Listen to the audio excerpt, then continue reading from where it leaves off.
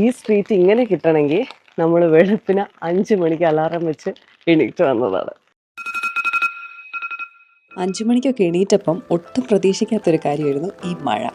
അങ്ങനെ ഒരു മഴ ദിവസത്തിലേക്കാണ് ഇന്ന് നമ്മൾ പോകുന്നത്. ഫോട്ടോസിലും വീഡിയോസിലും ഒക്കെ നമ്മൾ കാണുന്ന ക്യോട്ടോയ്ക്ക് ഇതുപോലത്തെ ഒരു മഴ വൈബാണേ. അപ്പം എങ്ങനെയാ ക്യോട്ടോയിലെ ഒരു മഴയുള്ള ദിവസം കണ്ടാലോ നമുക്ക്?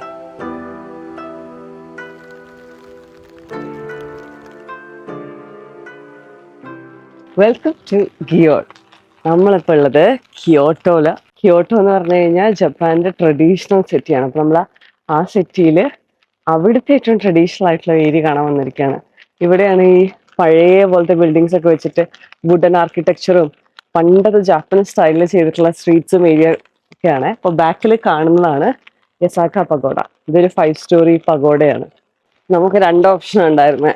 ഒന്നുകിൽ ആൾക്കാരുള്ളപ്പോൾ വരിക, അല്ലെങ്കിൽ മഴയുള്ളപ്പോൾ വരിക. മഴയുള്ളപ്പോൾ ആൾക്കാരില്ലായിരുന്നു. കാരണം മഴയുള്ള ആൾക്കാരില്ലാത്ത ഗിയോണിലേക്ക് നമ്മൾ വന്നിരിക്കുകയാണ്.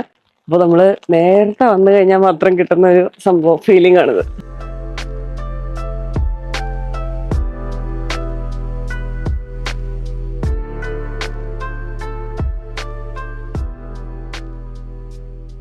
ഈ വീടിന്റെ അല്ലെങ്കിൽ മതിലിന്റെ ഉള്ളിൽ കൂടെ ഈ മരം വരുന്ന നോക്ക്, അവരതിനെയൊക്കെ അങ്ങനെ വളരാൻ വേണ്ടിയിരിക്കുകയാണ്.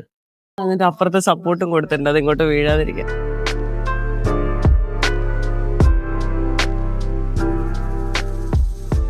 നമ്മളിവിടുത്തെ കിയോമിസുദേര ടെമ്പിളിലേക്ക് പോവാണേ. അതിവിടുത്തെ ഒരു പഴയ ടെമ്പിളാണ്. ഒരു വുഡൻ സ്ട്രക്ചറിന്റെ മുകളിലൊക്കെയാണ് ഉള്ളത്. യസാക്ക പഗോഡയിൽ നിന്ന് കിയോമിസുദേര ടെമ്പിളിലേക്ക് പോകുന്ന യാത്ര ഭയങ്കര രസമായിരുന്നേ.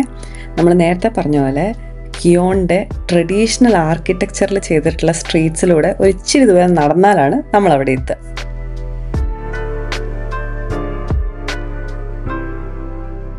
ഈ ടെമ്പിൾ നമുക്ക് ആൾക്കാരില്ലാതെ കിട്ടിയിരിക്കുകയാണ്. മഴ ആയതുകൊണ്ടാണ്, അല്ലെങ്കിൽ ഈ നേരത്തൊക്കെ ആൾക്കാരായിരിക്കും. ഈ കിയോമിസുദേര ടെമ്പിളിൽ പോയപ്പോൾ എനിക്ക് തോന്നിയത് ബേസിക്കലി ഇത് നമ്മുടെ നാട്ടിലെ ഒരു അമ്പലം പോലെ തന്നെയാണ്. മെയിനായിട്ടൊരു പ്രതിഷ്ഠ, അതിന് ചുറ്റും കുറേ കുഞ്ഞു കുഞ്ഞു പ്രതിഷ്ഠകൾ. അപ്പോൾ അവിടുത്തെ മെയിൻ അമ്പലത്തിലേക്ക് പോകുന്നതിൻ്റെ മുന്നേ നമ്മൾ ചുറ്റിനുമുള്ള കുഞ്ഞു കുഞ്ഞു പ്രതിഷ്ഠകളൊക്കെ കണ്ടിട്ടാണ് മെയിനായിട്ടുള്ള അമ്പലത്തിലേക്ക് കയറിയത്.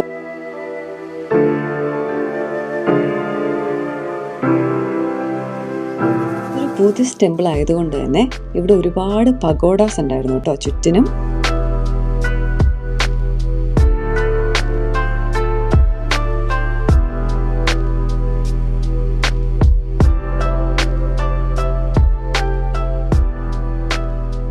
ഇപ്പോൾ വന്നിട്ടുള്ളത് നമ്മൾ കിയോമിസുദേര ടെമ്പിളിലെ ഒരു വുഡൻ സ്ട്രക്ചറിന്റെ മുകളിലാണ് നമ്മൾ നിൽക്കുന്നത്. ഈ സ്ട്രക്ചർ ഒരു ആർക്കിടെക്ചറൽ മാർവൽ തന്നെയാണ്. ആണി എന്ന് പറയുന്ന സാധനം ഇല്ലാതെയാണ് ഇവർ ഈ ഫുൾ സ്ട്രക്ചർ ഉണ്ടാക്കിയിരിക്കുന്നത്. കാരണം ഇത് ഏകദേശം 40 ഫീറ്റ് ഹൈയിലാണ് ഞാൻ നിൽക്കുന്നത്. അത് ഫുള്ള് തടിയിലാണ് ഉണ്ടാക്കിയിരിക്കുന്നത്. ഫുൾ ജോയിനറീസ് വെച്ചിട്ട് പരസ്പരം ലോക്ക് ചെയ്തിട്ടാണ് ഉണ്ടാക്കിയിരിക്കുന്നത്. ഇപ്പം നമ്മൾ നിൽക്കുന്ന ഈ സ്ട്രക്ചർ ഏറ്റവും നന്നായിട്ട് കാണാൻ പറ്റുന്നത് ആ പഗോഡയിൽ നിന്ന് നോക്കുമ്പോഴാണ്. അപ്പം നമ്മൾ ഇവിടെ നിന്ന് ഇറങ്ങി ഇനി ആ പഗോഡയിലേക്ക് നടക്കാൻ പോവാണ് കേട്ടോ.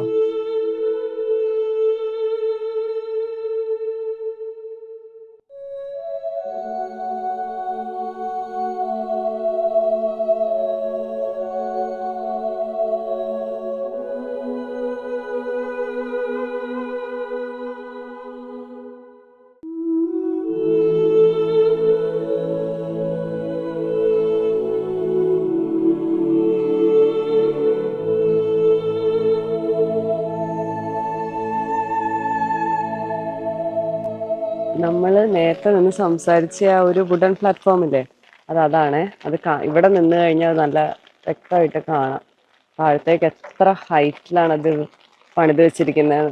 ഇവിടെ നിന്ന് നമുക്ക് നല്ല ക്യോട്ടോ സിറ്റിയുടെ നല്ലൊരു വ്യൂവും കിട്ടും കേട്ടോ. അങ്ങോട്ടേക്ക് നോക്കുമ്പോൾ ആ ക്യോട്ടോ ടവർ വരെ കാണാം നമുക്ക്. ഇവിടെ നമ്മൾ വന്ന് കണ്ടിട്ടുള്ളതിൽ one of the most beautiful temple ആണല്ലേ ഈ കിയോമിസുദേര. ഈ ഒരു മഴയത്ത് എനിക്ക് ഇഷ്ടപ്പെടുന്നില്ലെങ്കിലും ആ മഴയ്ക്ക് മഴയുടേതായ ഒരു വൈബുണ്ട്.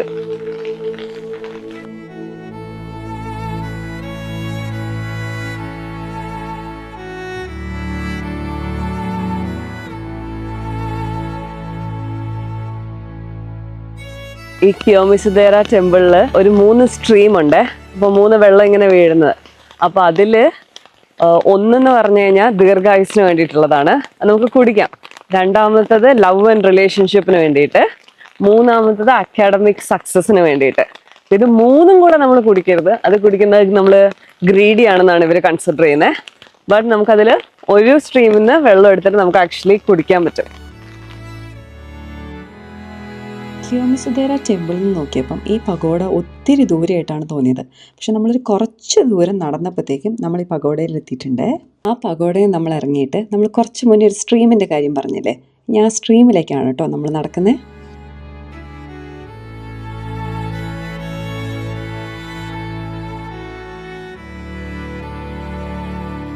ഇതെന്താ ട്രഡീഷൻ എന്നറിയോ? നമ്മൾ ഈ ടെമ്പിളിൽ വന്ന് ഈ ടെമ്പിളില് കിയോമിസുദേര ടെമ്പിൾ എന്നാണല്ലോ പേര്. അതായത് പ്യുവർ വാട്ടർ ടെമ്പിൾ എന്നാണ്. അപ്പൊ ഇവിടുത്തെ വാട്ടർ ഭയങ്കര പ്യുവർ ആൻഡ് സീക്രട്ട് ആണെന്നാണ് ആൾക്കാർ വിചാരിക്കുന്നത്. അപ്പൊ ആ വെള്ളം കുടിക്കും ഇവിടെ ആൾക്കാര്. അപ്പൊ ഇത് 3 സ്ട്രീമിലായിട്ടാണ് വരിക. അപ്പൊ 1 നമുക്ക് ദീർഘായുസ്, 2 academic success, 3 love and relationship. ഈ 3 കാര്യസാധ്യമാണ് നമ്മൾ ഇതിൽ ഏതെങ്കിലും ഒന്ന് കുടിച്ചാൽ നമുക്ക് കിട്ടുക. ഏതാണെന്ന് കൃത്യമായിട്ട് ഇവര് മാർക്ക് ചെയ്തിട്ടില്ല. അത് നമ്മുടെ ഒരു ഫ്രീഡം ഓഫ് ചോയ്സ് ആണെന്ന് തോന്നുന്നു. എന്നിട്ട് നമുക്ക് കുടിച്ചാൽ നമുക്ക് ആ കാര്യം സാധിക്കുന്നതാണ് ഇവിടെ ഉള്ളവരൊരു വിശ്വാസം. ഓരോ നാട്ടിലും ഓരോ വിശ്വാസമല്ലേ. എനിക്ക് ഈ ഒരു ആചാരം ഭയങ്കര ഇൻട്രസ്റ്റിംഗ് ആയി തോന്നി.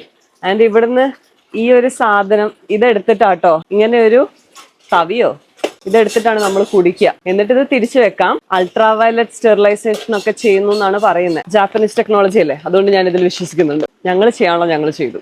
V did our best. നമ്മള് ആ പഗോഡയുടെ നമ്മൾ ആ വുഡൻ സ്ട്രക്ചറിന്റെ മുകളിൽ കൂടെയാണ് കേട്ടോ നടന്നത്. ആ സ്റ്റേജാണ് നമ്മൾ കണ്ടത്. അപ്പൊ നമ്മൾ അതിന്റെ അടിയിലത്തെ വഴിയിലൂടെ തിരിച്ച് നടന്നു പോയിക്കൊണ്ടിരിക്കുകയാണ്.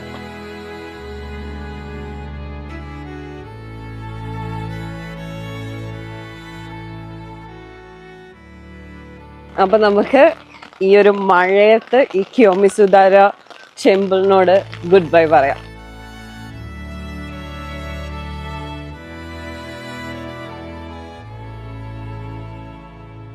മഴ നമ്മളെ തോപ്പിക്കുന്ന ലക്ഷണം കണ്ടപ്പോൾ നമ്മളൊരു ഗ്യാപ്പിൽ ഒന്ന് റെസ്റ്റ് എടുക്കാൻ വേണ്ടി ഒരു കോഫി കുടിക്കാമെന്ന് കരുതിയേ. അങ്ങനെ നമ്മൾ തൊട്ടടുത്തുള്ള ഒരു സ്റ്റാർബക്സിലാണ് പോകുന്നത്. ഈ സ്റ്റാർബക്സ് സാധാരണ കാണുന്ന സ്റ്റാർബക്സ് പോലെയല്ല, കുറച്ച് ഡിഫറെൻ്റ് ആയിരുന്നു. ആ ജാപ്പനീസ് രീതിയിൽ ഒത്തുചേർന്ന് പോകുന്ന ഒരു രീതിയിലുള്ള ഒരു സ്റ്റാർബക്സ്. അങ്ങനെ നമ്മൾ അകത്ത് കയറിയപ്പോഴാണ് അവിടുത്തെ കപ്പ് ശ്രദ്ധിച്ചത്. കപ്പിന് പ്രത്യേകതയുണ്ട് കേട്ടോ, നല്ല ഫങ്ഷണൽ ആയിരുന്നു. ആ സാധനം ഇങ്ങനെ ഊരിയിട്ട് മറ്റടുത്ത് നമുക്കിങ്ങനെ സ്റ്റിക്ക് ചെയ്ത് വെക്കാം. അപ്പോൾ കറക്റ്റായിട്ട് നമ്മുടെ ടീയോ കോഫിയോ അതിലൂടെ പുറത്തേക്ക് വരും. അങ്ങനെ ആ കോഫി കുടിച്ച് നമ്മൾ പോയത് നമ്മളൊരു ഫേവറേറ്റ് ആക്ടിവിറ്റി ചെയ്യേണ്ടിയിട്ടാണ്. നമുക്ക് പേഴ്സണലൈസ്ഡ് ആയിട്ടുള്ള റിങ്സ് അല്ലെ ബ്രേസ്ലെറ്റ്സ് കിട്ടും. അപ്പൊ നമുക്കൊരെണ്ണം എടുത്തു, നമ്മൾ കാരോളിന് ഒരെണ്ണം എടുക്കാൻ പോവാണ്. അപ്പൊ നമുക്കിവിടെ ബ്രോൺസ് പറ്റും, സിൽവർ പറ്റും, ഗോൾഡും പറ്റും. അപ്പം ഇതാണ് കാരോൾ ചൂസ് ചെയ്തത്. Actually nice. ഇതായിരുന്നു എൻ്റെ ഫസ്റ്റ് ഓപ്ഷൻ. പക്ഷെ അതിൽ പേര് എഴുതാൻ പറ്റില്ല. You cannot really write the name. അതുകൊണ്ട് ഞാൻ വേറൊരെണ്ണം എടുത്തു. അത് ഞാൻ കാണിച്ചു തരാമേ. അപ്പൊ ഇവിടെ കിയോട്ടോയില് ഉള്ളൊരു സ്പെഷ്യാലിറ്റി ആണ് കേട്ടോ. നമുക്ക് ഒരു ജാപ്പനീസ് സുവനിയർ ആവുമല്ലോ.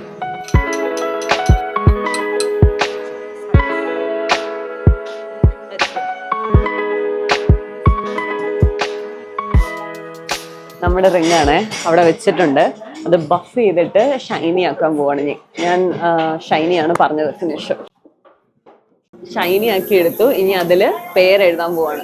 അവര് കൈ കൊണ്ട് എഴുതുക ചെയ്യുന്നത്, ഐ മീൻ മെഷീൻ കൊണ്ട്. പക്ഷെ ഞാൻ വെച്ചത് മെഷീനിൽ വെച്ചിട്ട് എച്ചിയല്ലായിരിക്കും. നല്ല നമുക്ക് നമ്മുടെ കിട്ടിയിരിക്കുകയാണ്.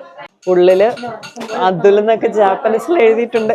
അപ്പൊ നമ്മുടെ സാധനം ഉണ്ടാക്കി കിട്ടിയിട്ടുണ്ട് കേട്ടോ. ഇതാണ് ഐറ്റം. എവിടെ ജാപ്പനീസിൽ അതുൽ എന്നൊക്കെ എഴുതിയിട്ടുണ്ട്.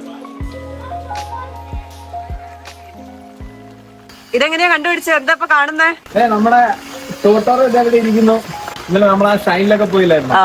ആ ഷൈനിൽ പോയി പിന്നെ ഈ ചുമ്മാ ജിയോണിലൂടെ നടന്നപ്പോ ഇവിടെ ഒരു shop fully dedicated to Totoro. And this is the shop. ഇവിടെ ഒരു വുഡൻ ടോട്ടോറോ ഉണ്ട്. We have everything Totoro world here. Let's enter. അതിൽ സന്തോഷം കൊണ്ട് ഇരിക്കാൻ വയ്യ.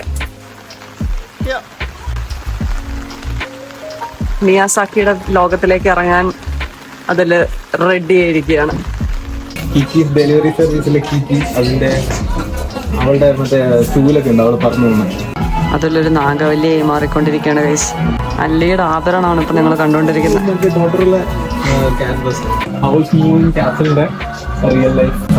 ടോട്ടോറോനെ ആദ്യമായി കാണുന്ന കുട്ടിയാണത്.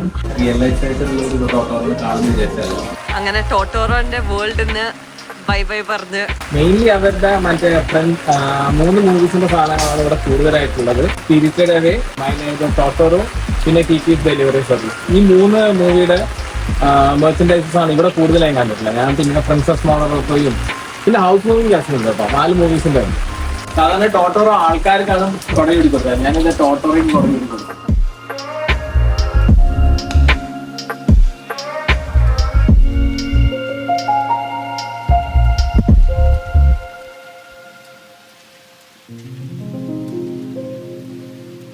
നമ്മുടെ റെയിനി ക്യോട്ടോ ഡേയിൽ നമ്മൾ കിയോമിസുദേര ടെമ്പിളും പിന്നെ കുറച്ച് ഷ്രൈൻസും ഒക്കെ കഴിഞ്ഞ് ഇപ്പോൾ വന്നിരിക്കുന്നത് ആക്ച്വലി ക്യോട്ടോൻ്റെ കിച്ചൺ കാണാനാണ്, നിഷിക്കി മാർക്കറ്റ്. നമുക്ക് നിഷിക്കി മാർക്കറ്റിലെ എക്സോട്ടിക് കാഴ്ചകൾ കാണാം.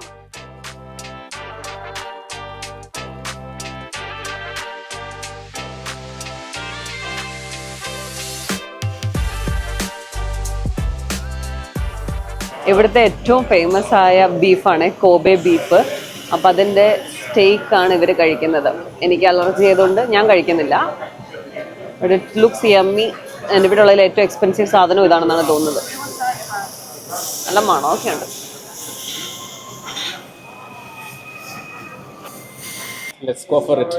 ജപ്പാനിലേക്ക് വന്ന് തന്നെ ഇത് കഴിക്കാനെന്ന് പറയാൻ പറ്റും. ഇത്രയും കാലത്തെ ഒരു ബീഫിന്റെ സ്വപ്നമായിരുന്നു കോബെ ബീഫ് കഴിക്കാന്നുള്ളത്. ഇവിടെ ഒരു 4 ടൈപ്പ് ബീഫുണ്ട്. അതായത് 4 ബ്രീഡ്സ് ഓഫ് ബഫല്ലോ കൗ വട്ടവർ. അതിനകത്ത് തന്നെ ബ്ലാക്ക് ബഫല്ലോ ആണ് കോബെ ബീഫിന് ഉപയോഗിക്കുന്നത്. അതിന്റെ ഒരു പ്രത്യേക സ്ട്രെയിൻ എങ്ങനെയുണ്ട് നോക്കാം. ഇങ്ങനെ മാർബിൾ പോലെയാണ്, വായിൽ വെച്ച് ഇങ്ങനെ ബട്ടറി മെൽറ്റ് ആവുന്നൊക്കെയാണ് പറയുന്നത്. നമുക്ക് എങ്ങനെയുണ്ട് നോക്കാം.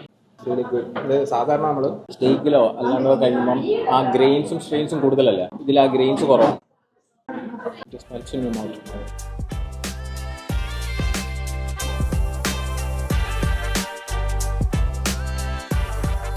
നമ്മളിത് കഴിക്കാൻ പോവാണ്.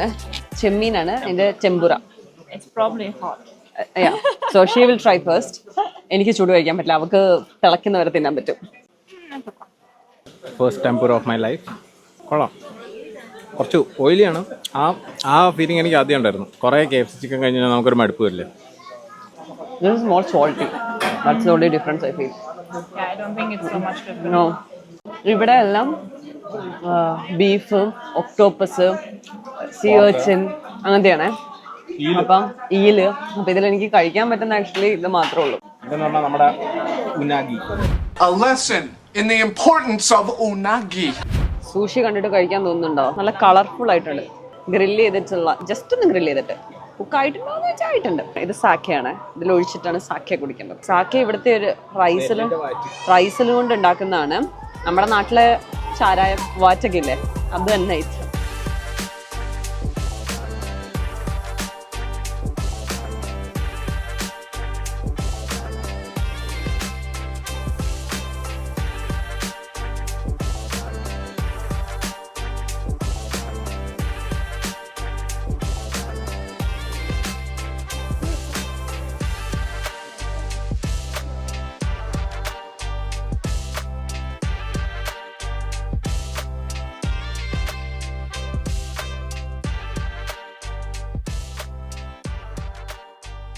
അങ്ങനെ ഗംഭീരമായ ഒരു നിഷിക്കി മാർക്കറ്റ് എക്സ്പീരിയൻസിന് ശേഷം അവിടുന്ന് അധികം ഒന്നും കഴിച്ചില്ലെങ്കിലും എല്ലാം കണ്ട് മനസ്സ് നിറഞ്ഞ് നമ്മൾ വയറ് നിറയ്ക്കാനായി തൊട്ടടുത്തുള്ള ഒരു റെസ്റ്റോറൻറ്റിൽ പോയ നമ്മൾ അവിടെ നിന്ന് ഡംപ്ലിങ്സ് അല്ലെങ്കിൽ ക്യോസ എന്ന് പറയുന്ന സാധനമാണ് കഴിച്ചത്. നല്ല അടിപൊളി ടേസ്റ്റായിരുന്നു.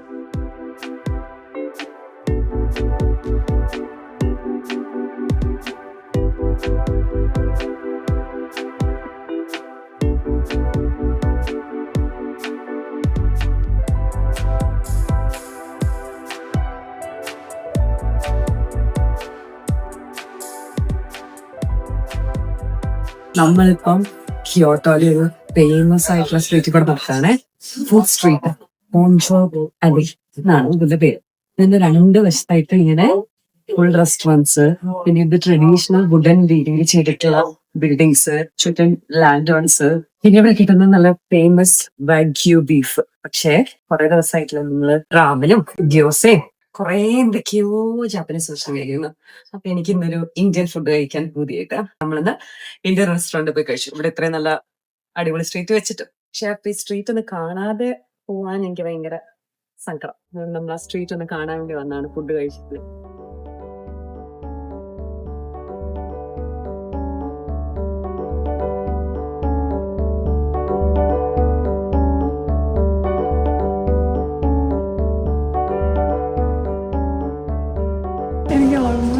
അൺബിലീവബിൾ ആൾക്കാർ ചോദിക്കും ഞാൻ എന്തിനാ ഇത്ര ഓവറാക്കുന്നത്.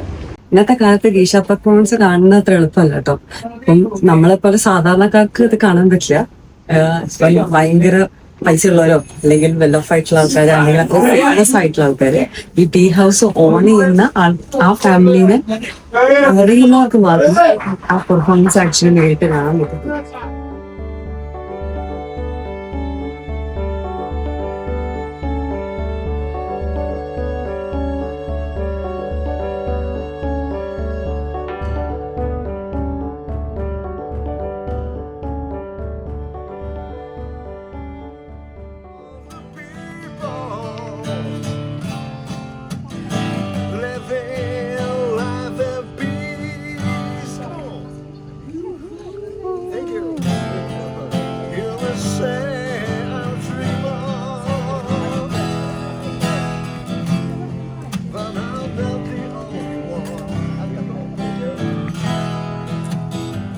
I hope someday